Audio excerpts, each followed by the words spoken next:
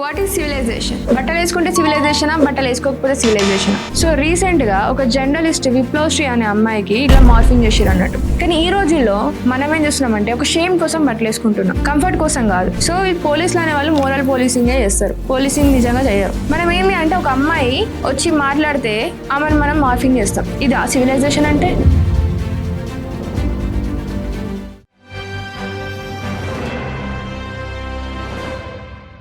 What is civilisation? బట్టలు వేసుకుంటే సివిలైజేషనా, బట్టలు వేసుకోకపోతే సివిలైజేషనా? అసలు ఈ టాపిక్ ఎందుకు వచ్చిందంటే రీసెంట్ గా ఎన్సీఆర్టీ టెక్స్ట్ బుక్ పైన ఒక డాన్సింగ్ గర్ల్ ఇమేజ్ ఉంటది. ఆ డాన్సింగ్ గర్ల్ ఇమేజ్ అనేది మొహంజుదారో అంటే ఇండస్ వ్యాలీ సివిలైజేషన్ కి సంబంధించిన బొమ్మ. సో ఆ బొమ్మకు వీళ్ళు ఏం చేస్తారంటే బట్టలు ఉన్నాయి ఒరిజినల్ గా, కానీ వీళ్ళు బట్టలు వేస్తారు మీద భాగంకి. ఎందుకు అని అంటే ఆమె డిగ్నిటీ అట్లా సెన్సార్ చేస్తారు అన్నట్టు. లిటరలీ ఒక స్కల్ప్చర్ కి అది ఎన్నడో ఉన్న ఆర్ట్, అది దాన్ని కూడా చేస్తారు. అట్లా అంటే మన టెంపుల్స్ పైన చాలా చాలా బొమ్మలు ఉంటాయి అట్లాంటివి. ఇప్పుడు ఎల్లో రాజంతా అవన్నీ మనకు తెలుసు కదా, వాటన్నిటిని కూడా ఇప్పుడు వెళ్ళి కవర్ చేస్తారా? ఇదే సొసైటీ ఏదైతే ఇట్లా కవర్ చేస్తుందో, కానీ అదే సొసైటీలో చాలా మంది ఉమెన్ ఎవరైతే వాళ్ళ గొంతుకను వాళ్ళకి నచ్చినట్టు వాళ్ళ ఫ్రీడమ్ ఆఫ్ స్పీచ్ తో మాట్లాడిన వాళ్ళకి మార్ఫింగ్ చేస్తారు. అది పొలిటీషియన్స్ కావచ్చు, జర్నలిస్టులు కావచ్చు, లేకపోతే కామన్ ఈ సోషల్ మీడియా ఇన్ఫ్లుయెన్సర్స్ కావచ్చు. సో రీసెంట్ గా ఒక జర్నలిస్ట్ విప్లవశ్రీ అనే అమ్మాయికి ఇట్లా మార్ఫింగ్ చేసిరు అన్నట్టు. సో ఆమెకే కాదు, నాకు కూడా చాలా సార్లు మార్ఫింగ్ చేసినారు. సో ఇక్కడ సివిలైజేషన్ అంటే మైండ్ సెట్. సివిలైజేషన్ అంటే ఎంత ఆర్గనైజ్డ్ ఉంది ఒక సొసైటీ, ఎంత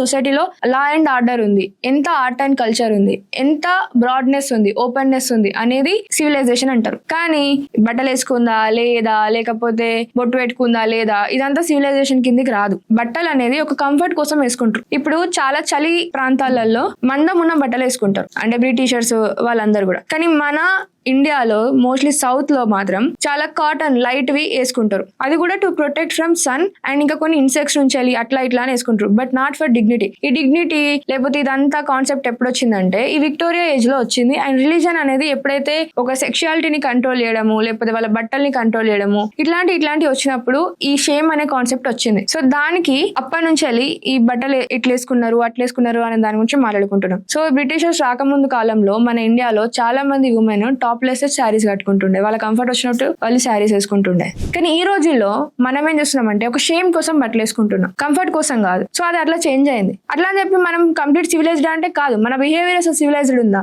మనం ఏంటి అంటే ఒక అమ్మాయి వచ్చి మాట్లాడితే ఆమెను మనం మార్ఫింగ్ చేస్తాం. ఇది ఆ సివిలైజేషన్ అంటే?